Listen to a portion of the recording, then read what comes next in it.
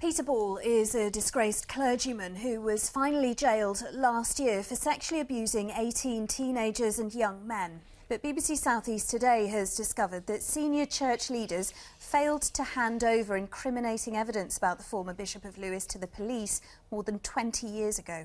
6 letters detailing sexual abuse were sent to Lambeth Palace in 1993, but they were not handed over to detectives who were investigating Ball's conduct at the time.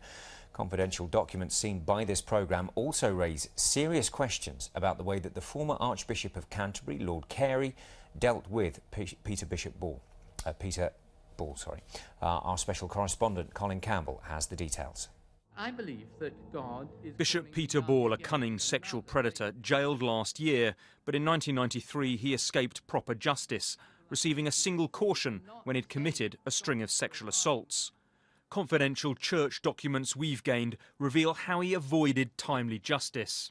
And what hurts us are Soon after his arrest in 1992, Lambeth Palace received half a dozen letters detailing allegations of indecency with young men Ball had abused.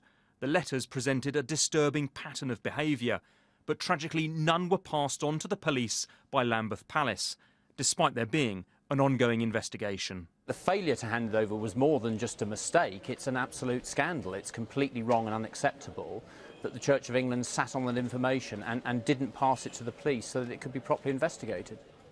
The report says if Lambeth Palace passed the letters on to detectives, the outcome of the investigation into Ball may have been different.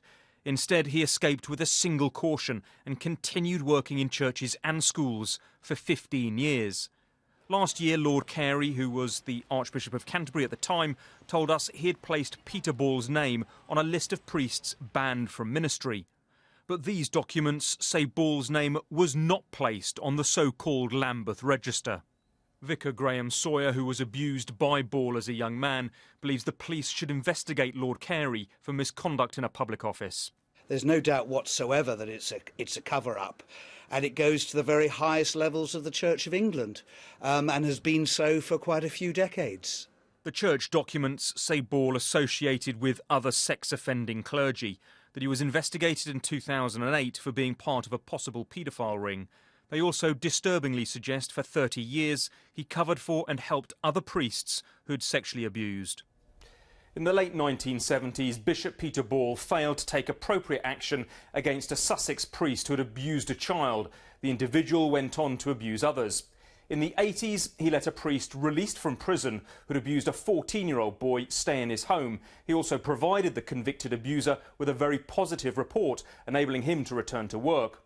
In 2009, he again raised concerns by trying to persuade a teenage boy to apologise to a priest who'd allegedly abused him. There are instances here where abuse appears to have been reported to Bishop Peter Ball, yet he's failed to act, and that has led to the abuse of other individuals. That is criminal. Ball is now in prison, but failings to surround his case have caused significant detriment to many.